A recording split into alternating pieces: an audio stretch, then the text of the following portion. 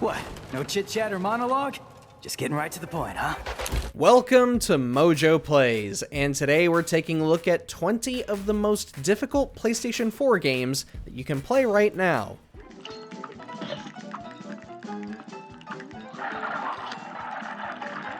Before we begin, we publish new videos all week long, so be sure to subscribe to MojoPlays and ring the bell to be notified about our latest videos. Remnant from the Ashes. Have you the heart? Astounding. I am uncomfortably in your debt. I will rectify that. On the surface, Remnant from the Ashes looks like it's just another Dark Souls clone. All you have to do is study the enemy and look for those parry windows, right? Well, that's only a part of the equation. Remnant places a much heavier focus on switching between weapons and managing your resources. You can't just rely on one specific tactic over and over and over again. You have to make full use of the weapons you carry. Plus, you can make the game even harder for yourself by playing the randomized variant of the main game. Really, don't jump into this thinking you can just exploit dexterity and bleed, alright? That's not gonna save you here. Yakuza Like a Dragon. You calling me a masochist? Hell yeah. You always let him get some punches in, even when you could wipe the floor with them. Early on, Yakuza Like a Dragon makes some pretty explicit references to Dragon Quest, and this isn't just to present the idea of the series going turn-based RPG. Yakuza Like a Dragon is very much similar to Dragon Quest in gameplay, in format, and especially in difficulty. Even if you're just gunning for the main story, you are more than likely to run into a wall that's going to lay the smackdown on you, be it a boss or just a super tough common enemy. Much like the classic Enix games that inspired it, Yakuza Like a Dragon almost makes farming a requirement just to match the might of later foes. Pace yourself properly, and maybe you won't have to spend extensive sessions fighting the same groups of fodder over and over again. Cuphead. You're up!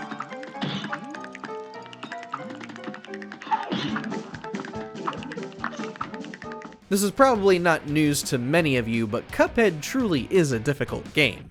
And we don't mean, oh, I can't jump dash across the tutorial gap hard. For new players, the early game bosses are easy enough to slowly learn what the game expects of you.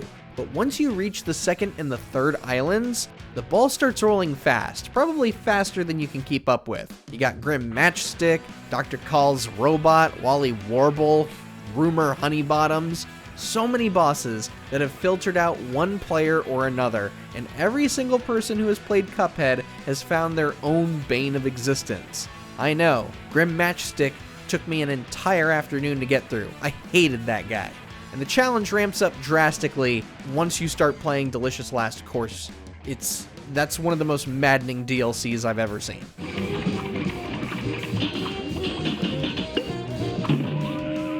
Devil May Cry 5.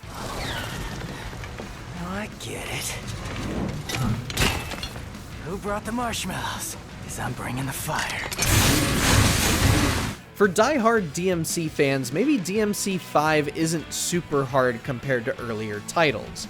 However, that doesn't completely negate why it should or shouldn't be on this list. One thing we noticed with DMC 5 is just how the game leans harder into precise execution and maintaining a high combo count. You really have to pull off a spectacular performance in order to hit the high ranks and get out of fights with very few scuffs.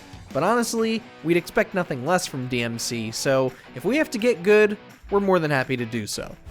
Or the sea to a fish, so is contempt to the contemptible. Ion Fury. You can find a litany of boomer shooters to test your might, from Proteus to Nightmare Reaper to Warhammer 40k Bolt Gun, but Ion Fury is a special level of difficulty on account of how limited resources can be, even under normal. For context, Ion Fury's various weapons have alt fires that are significantly more powerful than your standard fire. However, these alt fires can eat up more of your ammunition as a result. So you get carried away on all of those alt fires, and you'll soon find yourself without any means to defend. Unless you can actually make use of Shelly's only melee weapon. Oh, it's so cute. The Witness.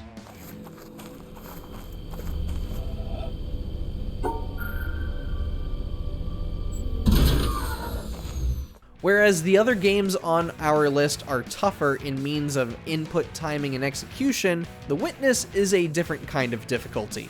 It's not parry windows, it's not complex combos, not even enemy aggression or resource management. No, it is trying to figure out what in God's green earth the game even wants you to do. The first 2 sections of puzzles might be easy enough to understand, but the rest, you're probably going to keep messing with things until something finally clicks, or you're just going to pull up a guide out of frustration. Either way, The Witness is likely going to annoy you depending on your appreciation of puzzle design. Broforce.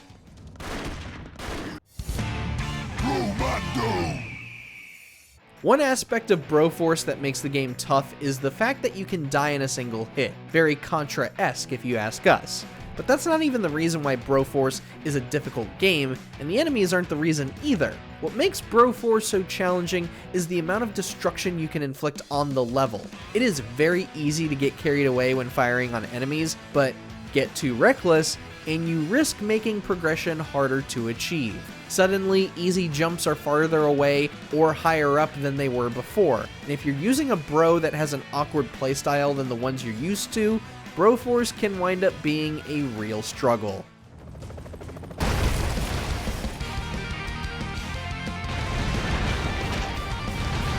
Doom Eternal. You cannot resist the will of the Cardmaker. Activating the portal now. For it was you who was meant to enforce it. Everyone has their own reason for saying why Doom Eternal is hard. Some point the finger at the marauders that bring the game's pacing to a crawl. Some blame the tentacles that can seemingly land very cheap shots. Some will complain about the annoying as hell archviles, which seem to be even more oppressive than they were in Doom 2. But one aspect everybody can agree on is the resource management. Doom Eternal makes it feel like you are always running out of ammo, forcing you to use the chainsaw every so often. This part of the game can be obnoxious or thrilling depending on who you ask. Regardless, this is a PS4 game that almost everybody agrees is hard. Just what about the game makes it harder for you? Your mileage may vary. Hear me, Slayer. When his heart is laid to rest, then his soul will be at peace. And so will mine. Hollow Knight.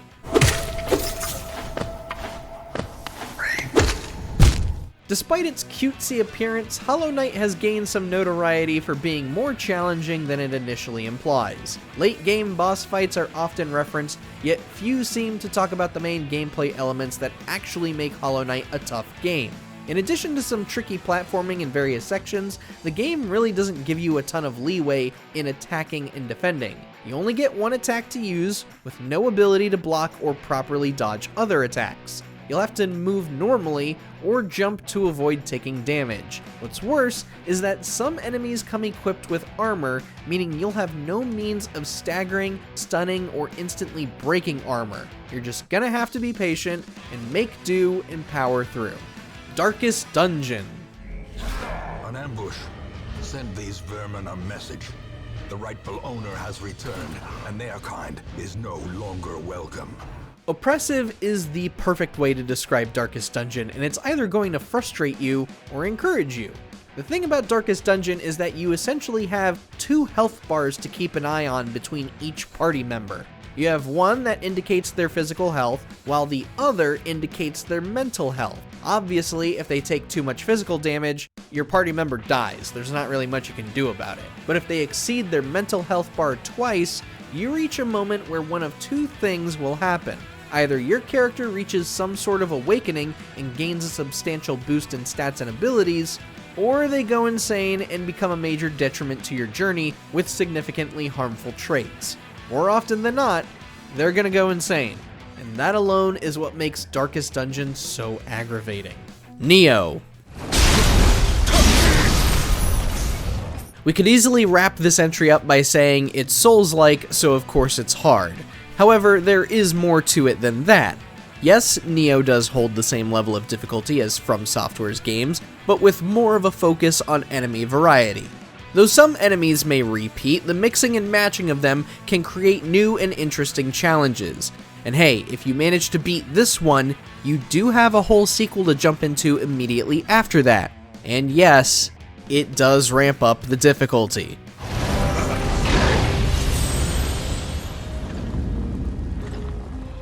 Crash Bandicoot Insane Trilogy.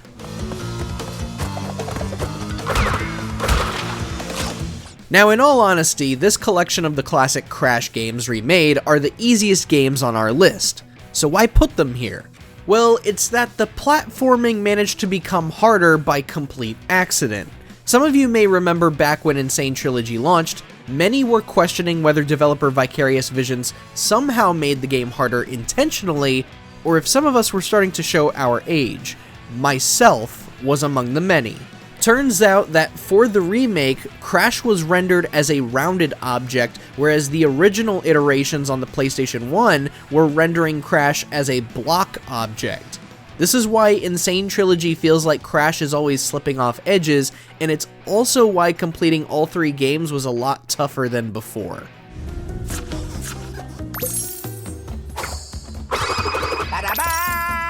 Dead Cells.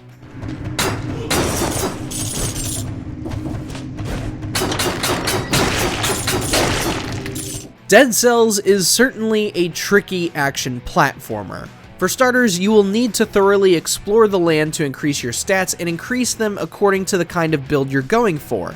However, there are also rewards tied to reaching the end of one region within a set time or defeating a certain number of enemies without taking damage. Speedrunners and those who crave the no damage run will find plenty of challenge here, especially since Dead Cells has seen several expansions, including one that crosses over with Konami's legendary Castlevania franchise. And there's also been a couple of updates that add playable guest characters.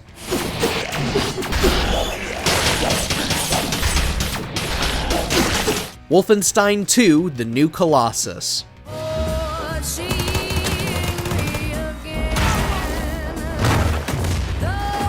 You can absolutely play Wolfenstein 2 on whatever difficulty you so desire, but if, for whatever reason, you have the raging urge to ram your head into a wall, well, crank the difficulty up and see how long you survive. Wolfenstein 2's I Am Death Incarnate difficulty means enemies can down you in just a couple of shots, and if you somehow beat the game on that, you can try the secret Mein Leben difficulty, which is permadeath mode.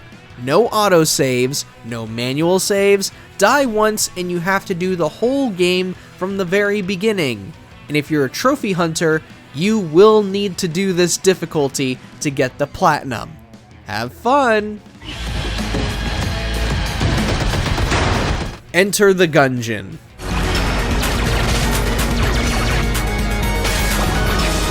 Granted, the developers at Dodge Roll have balanced the game a bit more since Enter the Gungeon initially launched. However, this bullet hell dungeon crawler can still make a player sweat.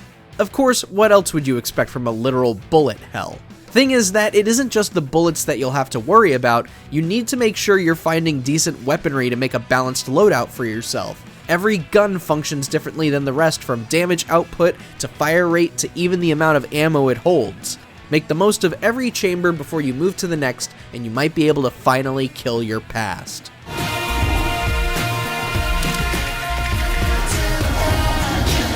Sekiro: Shadows Die Twice.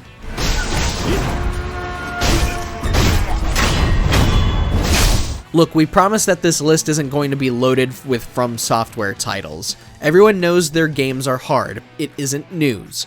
But Sekiro does deserve recognition because of how differently it plays than Dark Souls. Dodge rolling isn't going to save you like it has in the past. You need to be smart in your stealth and know how to make use of the world's verticality to your advantage. There's more of a focus in studying the environment and knowing when to strike. So if you haven't played Sekiro yet, don't go charging head first.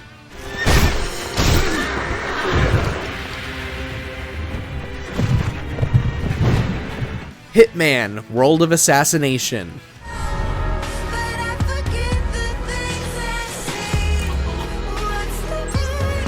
Many of you may simply know these games as Hitman 2016, Hitman 2, and Hitman 3.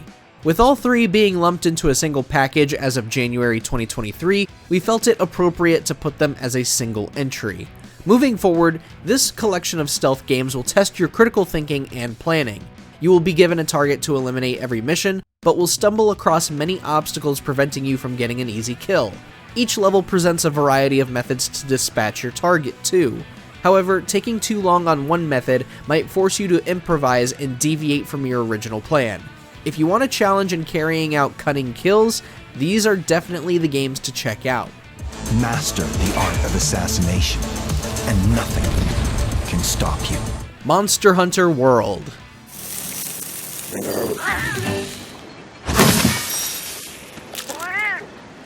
Have you ever tried to play a Monster Hunter game solo? It's nearly impossible and unnecessarily elongates missions.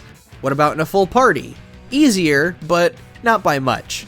Playing Monster Hunter World with people requires everyone to understand their roles, the mechanics of their weapons, and knowing when to jump in for attacks. As fights go on, you're all going to have to adapt accordingly to prevent your target from running away or unleashing a powerful attack. And make sure no one gets lost. Those maps can be confusing sometimes, so best to stick together. You did it, partner! Okay, I'll be waiting over by this line. XCOM 2.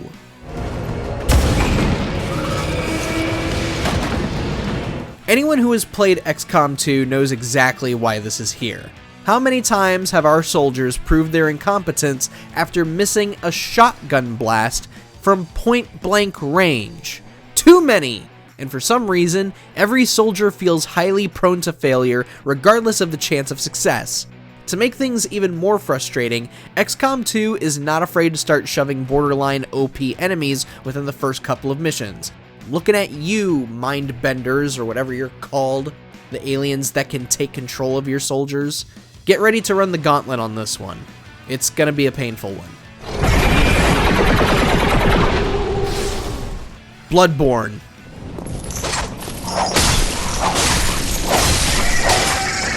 Look, it was an obvious choice. Bloodborne has long been known to be the hardest game on PlayStation 4, if not the hardest game From Software has ever put out. The enemies hit hard, the bosses hit harder, and it's easy to get yourself killed in the dumbest ways possible.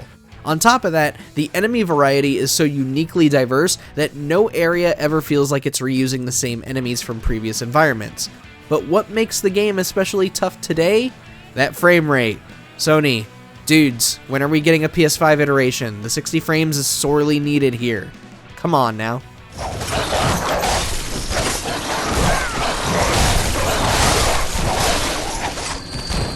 What's the toughest PS4 game you've played? Did it make our list? Let us know down in the comments, and be sure to subscribe to MojoPlays for more great videos every day.